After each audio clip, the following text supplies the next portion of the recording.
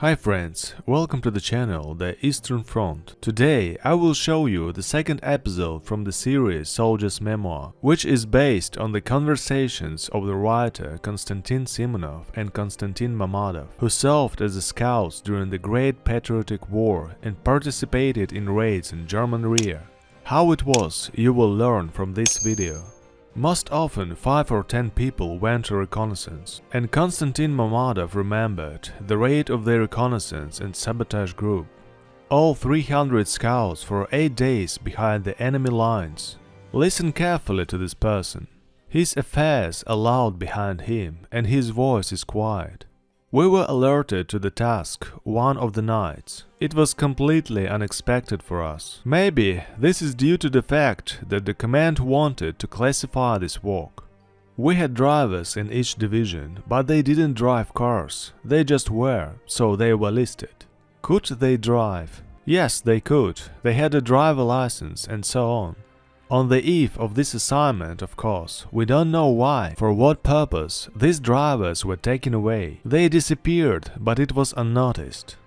We have all the time. Some go on a mission, others come, and it didn't cause any surprise, questions, and so on. When we arrived to perform this task at the front edge, it means there were German vehicles, large vehicles that carry infantry, with canvas tops, diesel vehicles and several armored personnel carriers. And if I understand correctly, it means that you already met with your drivers at night, already in these cars. Yes, they were already in the cars. And this is a whole German column, did it turn out? Yes, a whole column, motorcycles, armored personnel carriers and cars. Only inside there are no Germans but Red Army soldiers. Yes, that's right. And how did your assignment begin? Firstly, the head of the intelligence department of the 56th Army, Lieutenant Colonel Ershinov, arrived, and our command was also there. He said that we were going on a raid on the German rear. The task is very responsible and important. He wished us a good journey. There were walkie-talkie and so on. In general, they were obviously preparing for the raid. 2 regiments broke through the front and we were led into this opening. That's how our raid began. The first task we performed was to release our prisoners of war. Not far from the front line, apparently they were used for defensive work. And the Germans were preparing to destroy them. There were 2 such barracks. They were locked. The barracks were already lined with straw. Gasoline was prepared. Obviously, it was planned for the morning. But we raided at night. The guards were killed. Of this military, they appointed a senior and sent them to the forest. And you go ahead, right? Yes, we went to catch up with the main column ourselves. Well, as they say, we made a decent noise with this column. We also carried out responsible tasks. In particular, 1 German airfield was destroyed, and in my opinion, the division headquarters.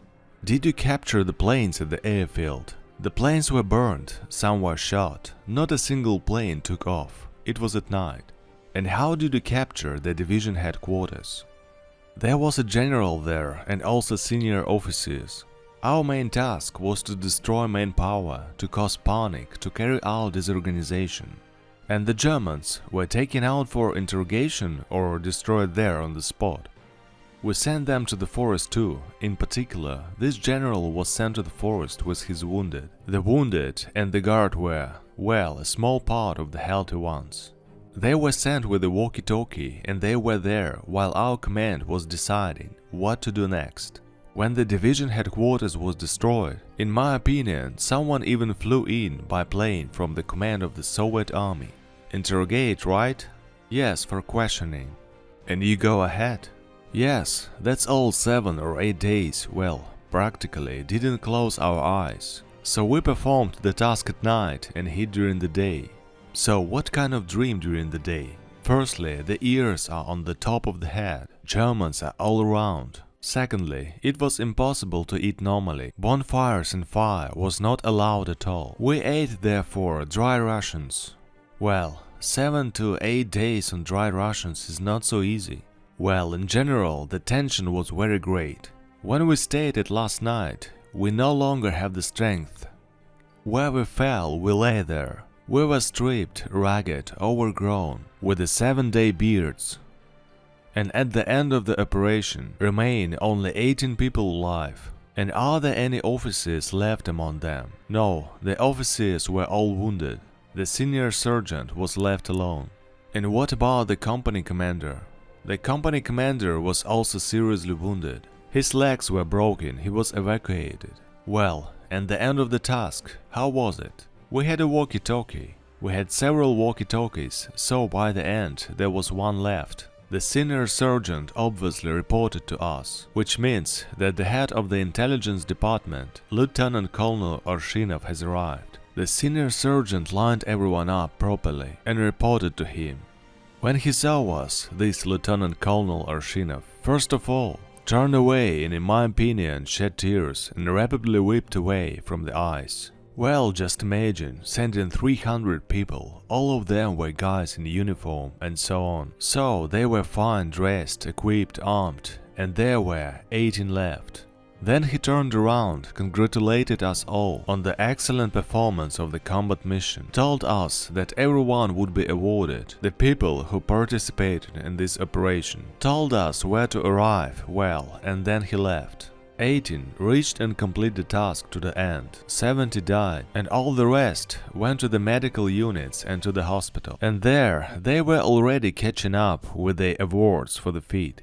Dear friends, that's all for today. It was Tim and the Eastern Front channel. If you like the video, don't forget to press the like button and write any comments, because it's really helped to promote the video and the channel.